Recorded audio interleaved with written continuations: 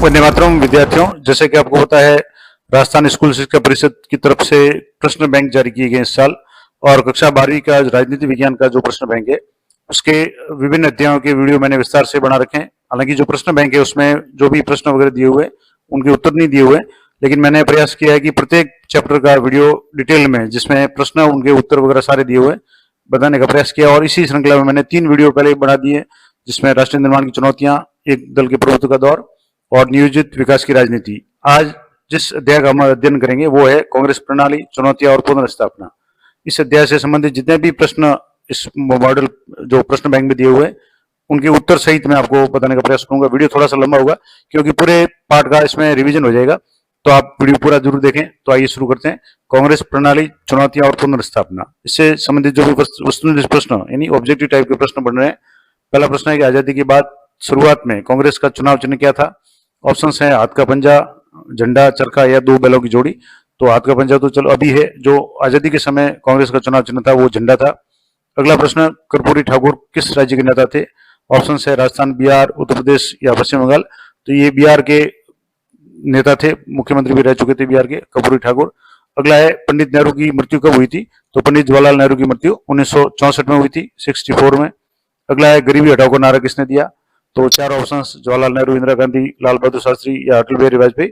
तो सही आंसर है इंदिरा गांधी ने गरीबी हटाओ का नारा दिया था। अगला प्रश्न, लाल बहादुर शास्त्री जी का निधन कहाँ हुआ था? तो लाल बहादुर शास्त्री जी का निधन है वो ताशकंद में हुआ था। तत्कालीन जो उज्बेकिस्तान, अभी जो उज्बेकिस्तान है, और उस तत्काल उस समय सोवियत संघ का एक प्रदेश था, उसमें ताशकंद में शिमला जो समझौता हुआ था, ये जो ताशकंद समझौता हुआ था उसी के दौरान शास्त्री जी का निधन हुआ था। अगला है जय जवान जय किसान का नारा किसने दिया? तो ये भी फेमस नारा है, वो प्रधानमंत्री लाल बहादुर शास्त्री जी ने दिया था। अगला, कांग्रेस का विभाजन कब हुआ? तो कांग्रेस का विभाजन है वो 1969 में हुआ, 1970 में हुआ। अगला प्रश्न है कि 1971 में कांग्रेस का नेतृत्व किसने किया? तो 1971 में कांग्रेस का नेतृत्व है वो इंदिरा गांधी ने किया। ऑप्शंस आपके हैं इंदिरा गांधी, लाल बहादुर शास्त्री, मोरारजी देसाई या कर्पूरी ठाकुर। तो सही आंसर है इंदिरा गांधी 1971 में। अगला प्रश्न है गैर कांग्रेसवाद का नारा किसने दिया? तो गैर कांग्रेसवाद का नारा है वो समाजवादी नेता राम मनोहर लोहिया ने दिया। ये भी काफी इंपॉर्टेंट प्रश्न है। अगला है 1969 के राष्ट्रपति पद के चुनाव में इंदिरा गांधी ने किसको उम्मीदवार चुना? तो इंदिरा गांधी ने, आपको पता होगा, आपके पाठ में विस्तार से दिया हुआ है कि कांग्रेस के जो भी अधिकृत उम्मीदवार थे उनके खिलाफ अपने खुद के उम्मीदवार के रूप में जो चयन किया था वो थे वीवी गिरी, वरा वेंकट गिरी, दक्षिण भारत के जो भी नेता थे। अगला है कांग्रेस सिंडिकेट के अगुवा कौन थे? तो इसमें ऑप्शंस हैं एस के पाटिल है, के कामराज है, एन संजीव रेड्डी या अतुल्य घोष। तो के कामराज है वो कांग्रेस सिंडिकेट के अगुवा थे। इसके बाद में अगला प्रश्न है 1968 से 71 के बीच में कांग्रेस पार्टी के अध्यक्ष कौन रहे? तो 1968 से 71 के बीच में एस निजलिंगप्पा है वो कांग्रेस पार्टी के अध्यक्ष रहे। अगला प्रश्न है देश के दूसरे प्रधानमंत्री कौन थे? तो पहले प्रधानमंत्री पंडित जवाहरलाल नेहरू थे, प्रथम महिला प्रधानमंत्री इंदिरा गांधी थी, और पूछा है दूसरे प्रधानमंत्री, तो दूसरे प्रधानमंत्री है लाल बहादुर शास्त्री थे जो 64 से 66 तक रहे। अगला है इंदिरा गांधी की हत्या कब हुई? तो इंदिरा गांधी की हत्या है वो 1984 में हुई थी। इसके ऑप्शंस भी मैंने यहाँ इस पीडीएफ में दिए हुए हैं। ये पीडीएफ भी आप अगर कमेंट करेंगे तो मैं आपको टेलीग्राम चैनल पर दे दूंगा, और टेलीग्राम चैनल का लिंक मेरे प्रत्येक वीडियो में आपको मिल जाएगा, तो वहां से आप डाउनलोड कर सकते हैं। अब है कुछ ऑब्जेक्टिव प्रश्न रिक्त स्थानों की पूर्ति वाले। सी नटराजन अन्नादुरई ने 1949 में कौन से का बतौर राजनीतिक गठन किया था, यानी किस दल का गठन किया था? तो वो थी डीएमके यानी द्रविड़ मुन्नेत्र कड़गम। अगला प्रश्न है वीवी गिरी रिक्त स्थानों के या खाली जगह राज्य के मजदूर नेता थे, यानी किस राज्य के थे? तो वीवी गिरी यानी वरा वेंकट गिरी है वो बाद में भारत के जो राष्ट्रपति बने वो आंध्र प्रदेश के मजदूर नेता थे। अगला प्रश्न है लाल बहादुर शास्त्री खाली जगह से खाली जगह तक भारत के प्रधानमंत्री रहे, यानी उनका कार्यकाल कितना था? तो 1964 से 1966 के तक भारत के प्रधानमंत्री रहे। अगला प्रश्न है पंडित जवाहरलाल नेहरू के निधन के समय कांग्रेस के अध्यक्ष कौन थे? तो उस समय कांग्रेस के अध्यक्ष थे वो के कामराज थे। अगला इंपॉर्टेंट प्रश्न है 1960 के दशक को किस दशक की संज्ञा दी गई है? तो 1960 का दशक है आपके पाठ्यपुस्तक में दिया हुआ है, खतरनाक दशक की संज्ञा दी गई है। अगला प्रश्न है लाल बहादुर शास्त्री की उत्तराधिकारी कौन थी? तो लाल बहादुर शास्त्री जी के बाद में देश की प्रधानमंत्री इंदिरा गांधी बनी, तो उत्तराधिकारी इंदिरा गांधी थी। अगला प्रश्न, पंजाब में बनी संयुक्त विधायक दल की सरकार को खाली जगह की सरकार कहा गया। तो पंजाब में जो सरकार बनी थी उसको पॉपुलर यूनाइटेड फ्रंट की सरकार कहा गया। अगला प्रश्न रिक्त स्थान की पूर्ति है कि राष्ट्रपति जाकिर हुसैन के निधन के बाद देश के जो कार्यकारी राष्ट्रपति कौन बने थे? तो इसका सही आंसर है वीवी गिरी, वरा वेंकट गिरी है, वो देश के कार्यकारी यानी कार्यवाहक राष्ट्रपति बने, बाद में राष्ट्रपति भी चयनित हुए थे। ये कुछ हुए, इसके उत्तर भी यहाँ मैंने दिए हुए हैं, आप एक बार और देख लें अगर आपको कंफ्यूजन है तो। अगला प्रश्न है प्री विपर्स से आप क्या समझते हैं? तो प्री विपर्स जो भूतपूर्व देशी राजा महाराजा थे उनको दिए जाने वाले वित्तीय भत्ते हैं वो प्री विपर्स कहलाते थे, और तत्कालीन प्रधानमंत्री इंदिरा गांधी ने 1971 में भारत के मंत्रिमंडल में जो 26वां संविधान संशोधन था उसके द्वारा प्री विपर्स को समाप्त कर दिया था। तो प्री विपर्स है वो देशी राजाओं को दिया जाने वाला वो वित्तीय भत्ता था। अगला है किंग मेकर किसे कहते हैं? तो सामान्य रूप से किसी ऐसे नेता को जो प्रधानमंत्री या मुख्यमंत्री को बनाने में महत्वपूर्ण भूमिका निभाता है, यानी वो किंग नहीं होकर के किंग मेकर की भूमिका में रहता है, यानी खुद प्रधानमंत्री या मुख्यमंत्री नहीं बन करके अपनी इच्छा से किसी व्यक्ति को बनाता है, तो वो किंग मेकर कहलाता है।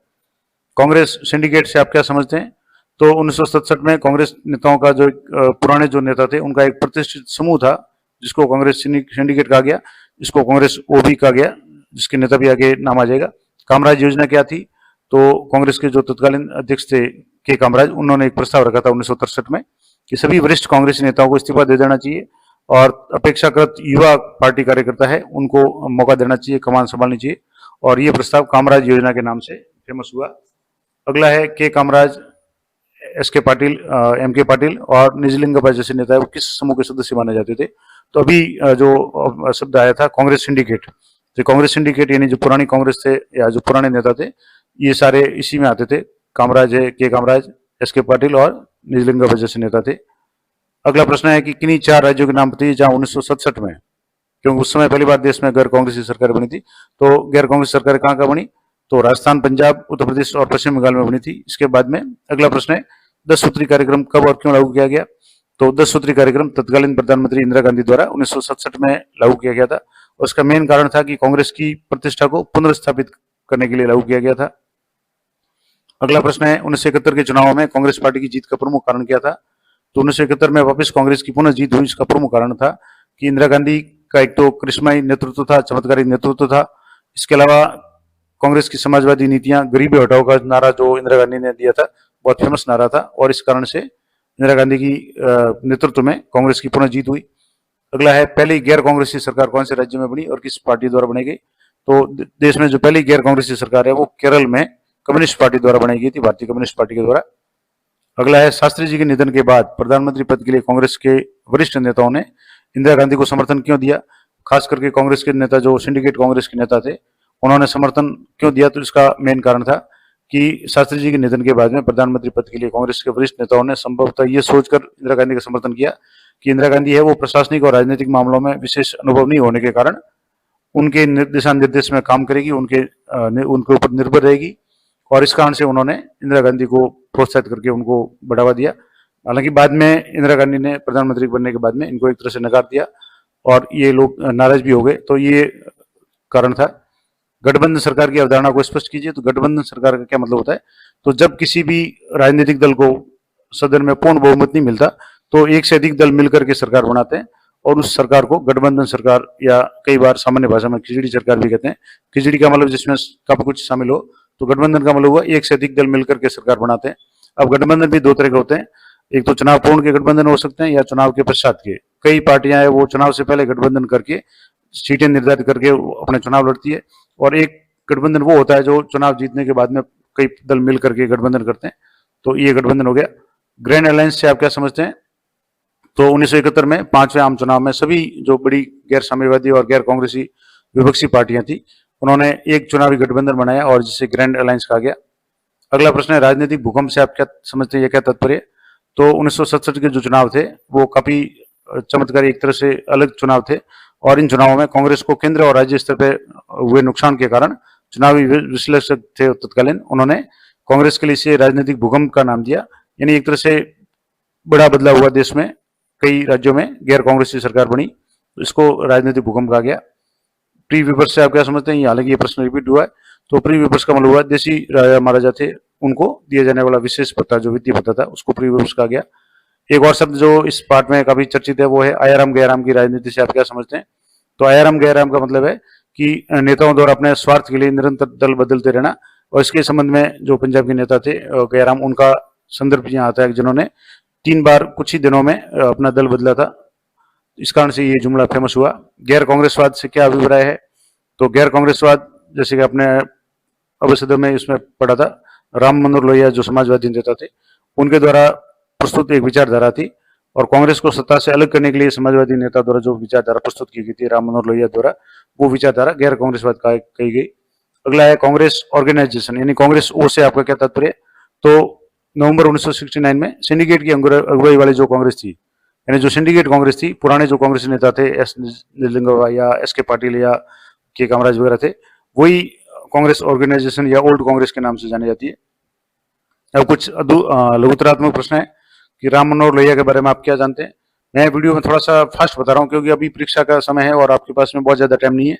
आप फॉरवर्ड करके सुने या देखें, इससे अच्छा है कि मैं ही आपको थोड़ा फास्ट बता देता हूँ। तो राम मनोहर लोहिया है, वो उनका जन्म है 23 मार्च 1910 को अकबरपुर उत्तर प्रदेश में हुआ था। ये स्वतंत्रता सेनानी, प्रखर चिंतक और समाजवादी नेता थे। कांग्रेस सोशलिस्ट पार्टी के सदस्य थे और मूल पार्टी के विभाजन के बाद में सोशलिस्ट पार्टी और बाद में संयुक्त सोशलिस्ट पार्टी के नेता के रूप में बने रहे। उसके बाद में 1963 से 67 तक लोकसभा के सांसद रहे, एमपी रहे। वे मैनकाइंड और जन के संस्थापक संपादक थे। गैर यूरोपीय समाजवादी सिद्धांत के विकास में उनका मौलिक योगदान रहा, और भारतीय राजनीति के स्तर पर वे गैर कांग्रेसवाद के रणनीतिकार के रूप में उभरे, और उन्होंने पिछड़े वर्ग को आश्रय दिए जाने का समर्थन किया, और उन्होंने पंडित जवाहरलाल नेहरू के खिलाफ में मोर्चा खोला और अंग्रेजी का विरोध किया, और इनका देहांत 1967 में हुआ। तो ये कुछ संक्षिप्त परिचय था समाजवादी नेता राम मनोहर लोहिया के बारे में। अगला है जवाहरलाल नेहरू की राजनीतिक उत्तराधिकारी की चुनौती का परीक्षण कीजिए। तो जब नेहरू जी की मृत्यु हो गई, प्रधानमंत्री सबसे पहले भारत के नेहरू जी बने, लगातार 1964 तक प्रधानमंत्री रहे। उसके बाद में 27 मई 1964 को जब इनकी मृत्यु हो गई, तो एक संकट खड़ा हुआ कि अब कौन उनका उत्तराधिकारी होगा, और इस चुनौती के रूप में सबसे पहले लाल बहादुर शास्त्री जी को उत्तराधिकारी बनाया गया। उनको प्रधानमंत्री पद की शपथ दिलाई गई और 1964 में वो प्रधानमंत्री बने। लेकिन अल्प समय में 11 जनवरी 1966 को ताशकंद में उनकी अकस्मात मृत्यु हो गई, और जिस कारण पुनः उत्तराधिकार की चुनौती पैदा हो गई। और इस बार दूसरी बार, यानी जब शास्त्री जी की मृत्यु हो गई, तब तत्काल इंदिरा गांधी को प्रधानमंत्री बनाया गया। उस समय मोरारजी देसाई कांग्रेस के भी फेमस नेता थे।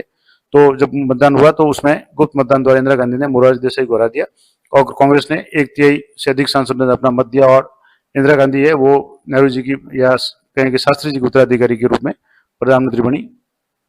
अगला प्रश्न है कांग्रेस की फूट के पश्चात कौन से राजनीतिक दल उभरे? तो 1969 में कांग्रेस की फूट के पश्चात 2 राजनीतिक दल हमारे सामने आए। पहला था कांग्रेस आर यानी रिक्विजनिस्ट, और कांग्रेस ओ यानी ऑर्गेनाइजेशन। जो पुरानी कांग्रेस थी वो कांग्रेस ओ थी, सिंडिकेट वाली थी, और जो कांग्रेस आर थी वो इंदिरा गांधी के नेतृत्व वाली थी, और इंदिरा गांधी ने इसी कांग्रेस को असली कांग्रेस कहा, जबकि जो सिंडिकेट वाले जो पुराने नेता थे उन्होंने कांग्रेस ओ को असली कांग्रेस का नाम दिया, और जिसके अध्यक्ष थे निजलिंगप्पा थे। और दोनों राजनीतिक दलों को क्रमशः नई कांग्रेस और पुराने कांग्रेस भी कहा जाता है। इंदिरा गांधी के नेतृत्व वाली कांग्रेस नई कांग्रेस कहलाई, और जो पुराने सिंडिकेट के नेता थे वो पुरानी कांग्रेस कहलाई। अगला है 1969 के राष्ट्रपति चुनाव में इंदिरा गांधी द्वारा निर्दलीय उम्मीदवार वीवी गिरी का समर्थन करने का क्या परिणाम हुआ? तो 1969 का जब राष्ट्रपति का चुनाव हुआ, तब इंदिरा गांधी ने निर्दलीय उम्मीदवार वीवी गिरी का समर्थन किया, जिससे कांग्रेस के जो अधिकृत उम्मीदवार थे नीलम संजीवा रेड्डी थे, वो चुनाव हार गए, और वीवी गिरी है वो देश के राष्ट्रपति बने। और ये चुनाव इंदिरा गांधी का कांग्रेस में वर्चस्व स्थापित करने में मील का पत्थर साबित हुआ, क्योंकि इंदिरा गांधी ने कांग्रेस के अधिकृत उम्मीदवार के खिलाफ में निर्दलीय उम्मीदवार वीवी गिरी का समर्थन किया, और उनको राष्ट्रपति पद पे विजेता घोषित किया, जीता दिया। इस कारण से उनका वर्चस्व बढ़ गया, और जो कांग्रेस ओल्ड थी या सिंडिकेट कांग्रेस के जो भी नेता थे वो एक तरह से आक्षेप आ गए, उनका वर्चस्व कम हो गया। अगला है 1967 में इंदिरा गांधी ने भारतीय मूल्य का अवमूल्यन क्यों किया? तो रुपए का अवमूल्यन क्यों किया गया? क्योंकि देश गंभीर आर्थिक संकट में था, मानसून की आवश्यकता थी, यानी मानसून की कमजोरी थी, व्यापक सूखा पड़ा, खेती की पैदावार में गिरावट हुई, गंभीर खाद्य संकट भी पैदा हुआ, विदेशी मुद्रा भंडार में भी कमी हुई, औद्योगिक उत्पादन और निर्यात में भी बहुत अधिक गिरावट आई, और साथ में सैन्य खर्च भी बढ़ा, पाकिस्तान और चीन के साथ संघर्ष वगैरह हुआ, और नियोजन और आर्थिक विकास के संसाधनों को सैन्य मद में लगाना पड़ा। इन समस्त कारणों से देश की आर्थिक स्थिति विकट हो गई थी, और फलस्वरूप इंदिरा गांधी की सरकार ने भारतीय मूल्य का रुपए का अवमूल्यन करने का फैसला किया, और माना जाता है कि रुपए का अवमूल्यन अमेरिका के दबाव में किया गया, और परिणाम स्वरूप एक अमेरिकी डॉलर की कीमत जो पहले 5 रुपए थी बढ़ करके 7 रुपए हो गई, और आज भी लगातार रुपए की कीमत है वो घटती जा रही है, और आज 80 या 84 के लगभग $1 के बराबर 80-84 रुपए है। तो इस तरीके से ये रुपए का अवमूल्यन किया गया था। अगला है गरीबी हटाओ की राजनीति से आप क्या समझते हैं? तो गरीबी हटाओ की राजनीति यानी जो नारा था 1971 के लोकसभा चुनाव में इंदिरा गांधी ने देश के समक्ष गरीबी हटाओ का नारा या एक कार्यक्रम रखा था, और इससे इंदिरा गांधी ने वंचित वर्गों विशेषकर भूमिहीन, किसान, दलित, आदिवासी, अल्पसंख्यक, बेरोजगार नौजवानों के बीच में अपना समर्थन और महिलाओं के बीच में अपना आधार तैयार करने की कोशिश की। गरीबी हटाओ का नारा और इससे जुड़ा कार्यक्रम इंदिरा गांधी की राजनीतिक रणनीति थी, और जिसके सहारे उन्होंने देश में अपना समर्थन तैयार किया और आगामी चुनाव में जबरदस्त बहुमत प्राप्त किया। आयाराम गयाराम की टिप्पणी किस व्यक्ति से संबंध में किया? तो मैंने शॉर्ट जो प्रश्न था उसमें भी बताया था कि आयाराम गयाराम की जो घटना थी, ये हरियाणा राज्य के एक विधायक थे गयालाल। तो हरियाणा के जो विधायक थे गयालाल, उनके संबंध में की गई थी, जिन्होंने एक पखवाड़े के अंदर यानी 15 दिन के अंदर 3 बार अपनी पार्टी बदली। और ये घटना 1967 के वर्ष से संबंधित है। 1967 के आम चुनाव में एक विशेष बात जो दल बदले उसके संबंध में थी, और इसमें कई राज्यों में सरकारों के बनने और बिगड़ने में इस तरह के जो नेता थे जिन्होंने बार बार दल बदला, उन्होंने महत्वपूर्ण भूमिका निभाई। और इस कारण से आयाराम गयाराम का जो मुहावरा है वो भारतीय राजनीति में दल बदल की अवधारणा का द्योतक या उसका परिचय है। और राजनीति के प्राय अपने स्वार्थ के लिए दल बदलते रहते हैं, और ये जो विधायक थे गयालाल, 15 दिन के अंदर 3 बार पार्टी बदलने के कारण ये जुमला फेमस हुआ। अगला है 1960 के दशक में कांग्रेस प्रणाली को पहली बार चुनौती क्यों मिली?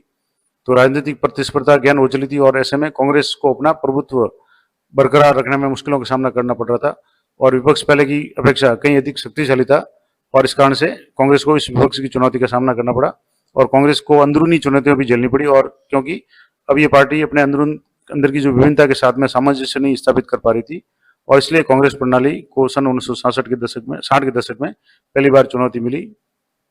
अगला प्रश्न है कि 1967 के चौथे आम चुनाव में ऐतिहासिक वर्ष क्यों माना जाता है? क्योंकि ये राजनीतिक भूकंप की संज्ञा इस साल को दी गई थी, क्योंकि इस चुनाव में 1967 के चुनाव में काफी कुछ बदलाव हुआ।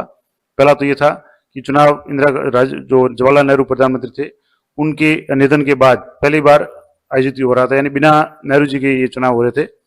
और इन चुनावों में कांग्रेस को राष्ट्रीय और प्रांतीय स्तर पर जोरदार झटका दिया। उसके मत प्रतिशत और सीटों में भी भारी कमी आई। पहले से कांग्रेस के जो जितनी वोट मिले थे, अब उतने वोट नहीं मिले, न इतनी सीटें मिली। इसके अलावा इंदिरा गांधी के मंत्रिमंडल में आधे से अधिक मंत्री हार गए थे, और इसमें तमिलनाडु से कामराज, महाराष्ट्र से एस के पाटिल, पश्चिम बंगाल से अतुल्य घोष और बिहार से वी के साय जैसे जो नेता थे वो शामिल थे।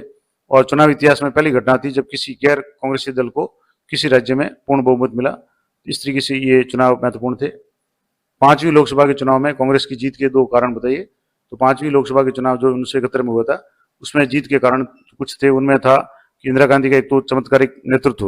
1971 के चुनाव में कांग्रेस के पीछे इंदिरा गांधी का चमत्कारिक नेतृत्व था, जिन्होंने मतदाताओं से व्यक्तिगत संपर्क किया और कांग्रेस को पुनर्जीवित करने का प्रयास किया। और दूसरा था गरीबी हटाओ का नारा, बहुत फेमस नारा रहा, और इस कारण से इंदिरा गांधी को गरीबों का विशेष रूप से समर्थन मिला, और इस कारण से ये जो चुनाव थे वो अलग थे और इंदिरा गांधी की इसमें जीत हुई।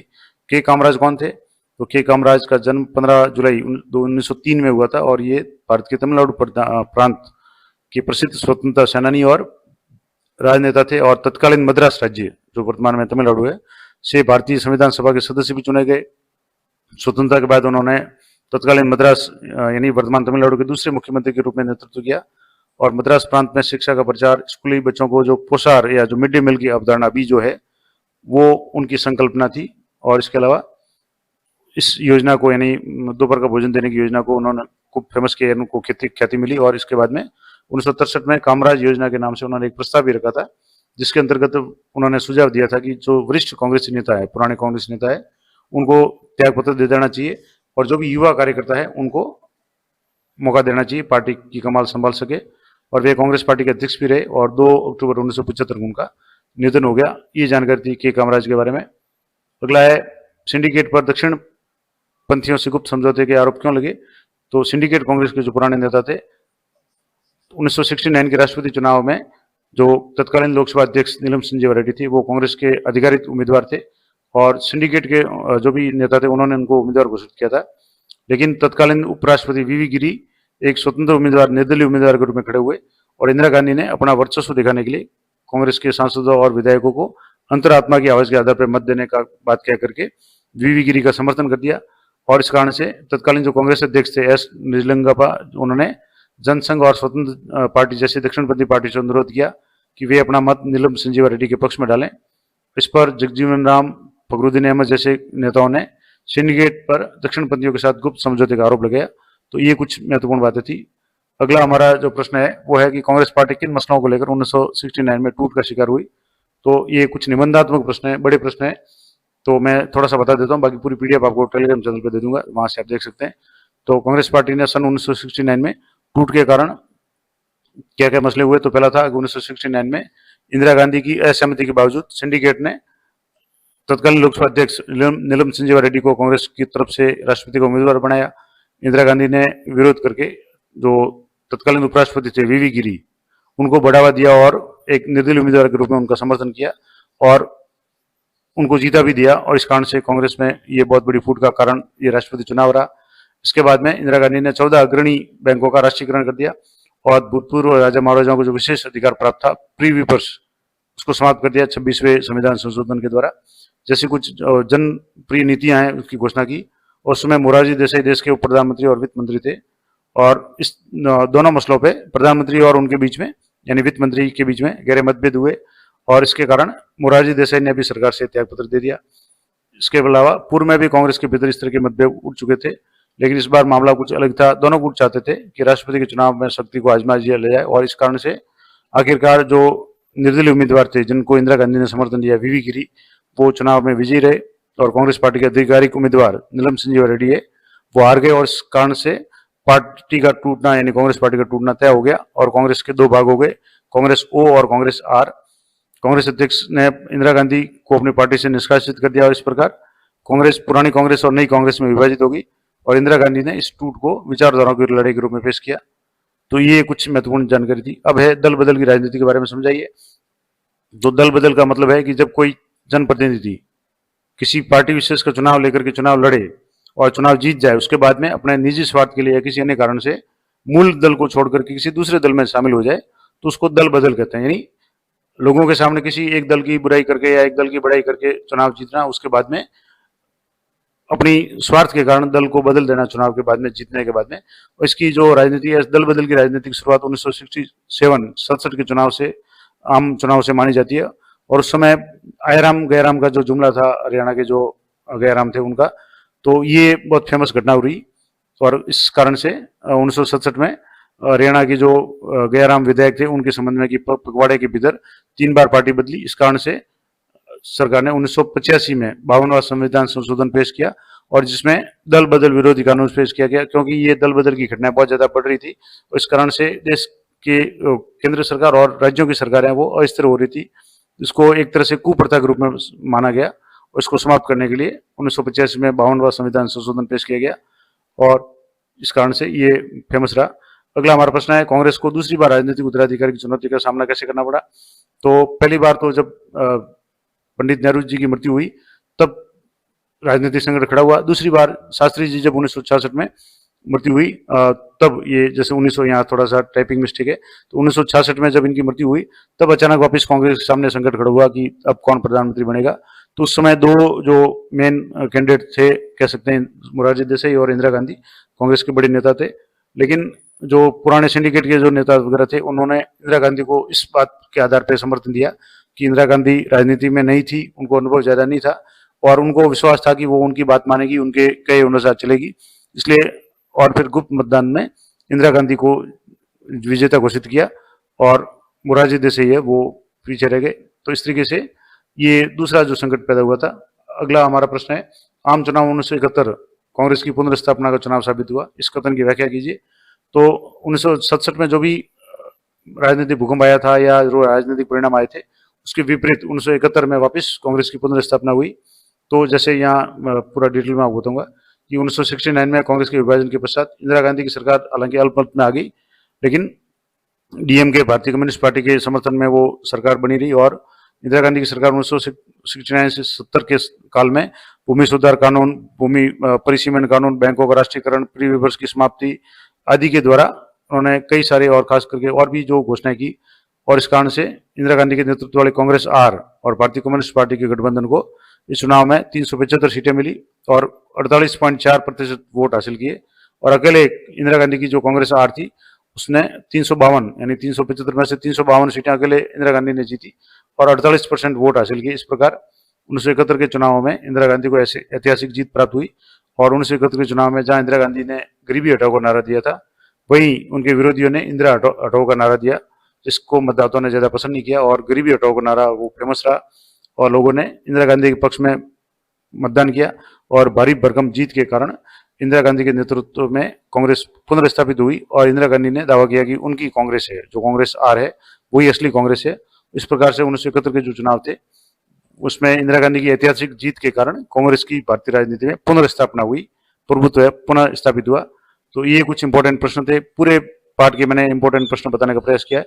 अगले वीडियो है उसमें हम बात करेंगे लोकतांत्रिक व्यवस्था के संकट के इस अध्याय का करेंगे। इस तरीके से जितने भी 13 अध्याय अपने इस बार सिलेबस में है उन सभी के मैं वीडियो बनाने का प्रयास करूंगा।